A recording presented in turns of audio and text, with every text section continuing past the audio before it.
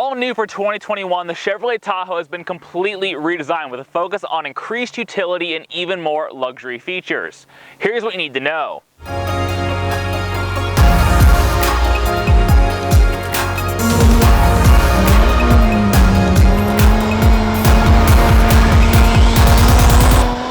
Visually, the biggest difference most folks will notice is the new grille design, which is really aggressive. It's the design Chevrolet's been putting on all of its new large SUVs and trucks recently. I have to say though, I do like this particular combination of the chrome against the satin steel metallic paint. It's much less in your face than the more aggressive Z71 Tahoe. This Tahoe Premier model rolls on 20-inch wheels, which, if I'm honest, compared to the absolute enormity of Tahoe, do look a little bit weak. If you are so inclined, you can upgrade to optional 22s, which are much better for flexing on the other parents at your kids' football practice. The important thing about the new Tahoe is definitely the interior, which is a huge upgrade stylistically. The material quality in here is just better. Everything looks and feels less plasticky than the outgoing model. And the tech is solid too. Wireless charging, wireless Apple CarPlay, wireless Android Auto in this slick 10-inch infotainment setup here. Now the interface may look a bit basic, but it's quick and easy to navigate. Oh yeah, and the Tahoe has more charging ports and plugs in here than there are seats. Now speaking of seats, these front thrones are both heated and ventilated in this Premier model. The second row seats also heated, as is the steering wheel. Now rear seat space and utility were two key aspects Chevrolet focused on with the new Tahoe, and it definitely worked out well for them. Sitting in the third row now, I am 6'1" and I fit back here very comfortably. Look at all this knee room, look at all this headroom. This is great. The Tahoe isn't just for hauling people around either. It can also haul your stuff. This thing's ready to tow up to 8,400 pounds, which is pretty impressive for a family hauler. But it has more party tricks than that. For the smaller jobs out there, like earlier this week when I had to haul a big oak dresser, the Tahoe has a few tricks back here as well. The second and third row drop electronically, which is pretty clever. With both rows folded down, you have up to 123 cubic feet of storage space, which is enormous. A big part of the Tahoe driving experience is definitely the powertrain. After all, once you sort of acclimate to the enormity of this vehicle, the engine kind of takes over the driving experience.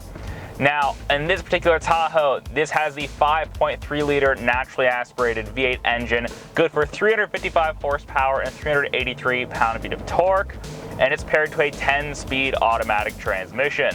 If whatever world you live in, that is not enough power, if you step up to the top of the line, 75 grand high country Tahoe, you can get the brand's excellent 6.2 liter V8, which is good for a massive 420 horsepower and 460 pound-feet of torque.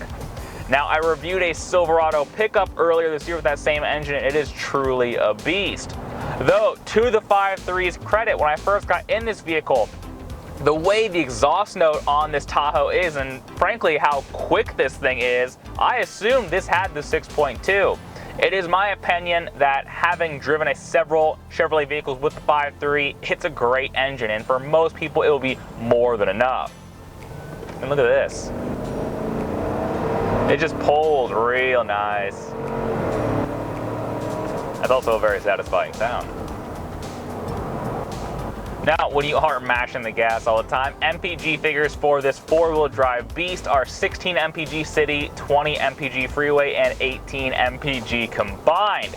Now, after a week and 325 miles of driving, I have averaged 17.1 MPG overall, right in line with the EPA estimates. This particular Tahoe is a Premier, which is just one step below the top of the line high country model, and it has an as-tested price of $71,380, which sounds like a big chunk of change, but of course it is a big chunk of vehicle.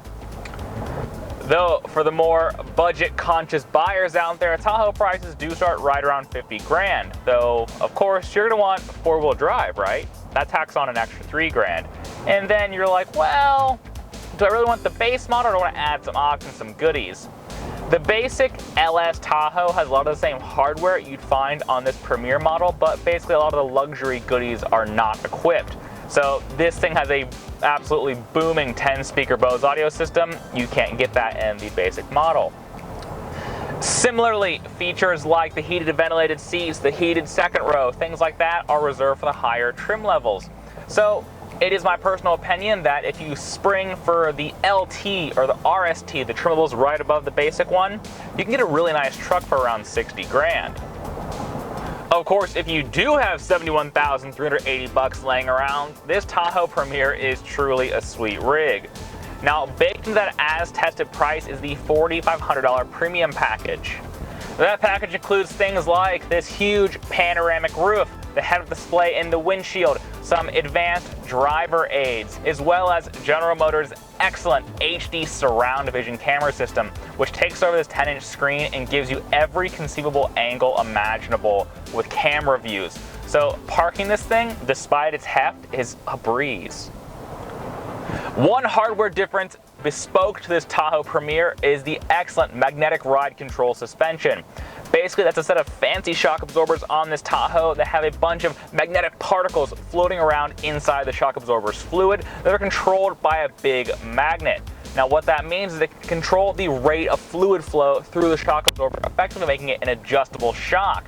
And it's very clever. It has a big computer that controls it, and the end result is a truck that rides beautifully. This thing just glides down the road.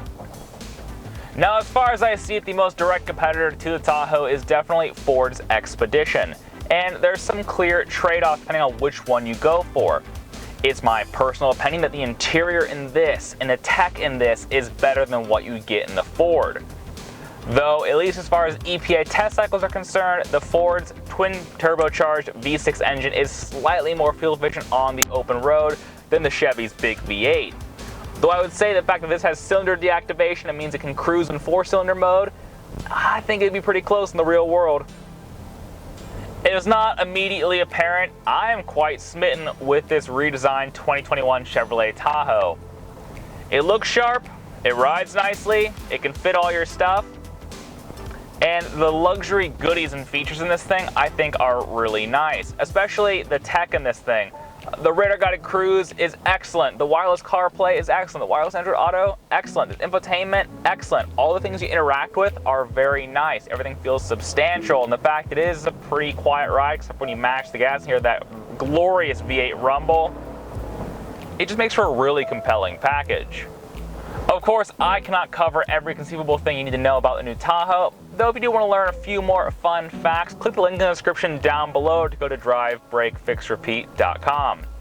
As always, guys, my name is Jake Stump. Thank you very much for watching. I'll see you guys next time or go do more fun things with cars. Bye.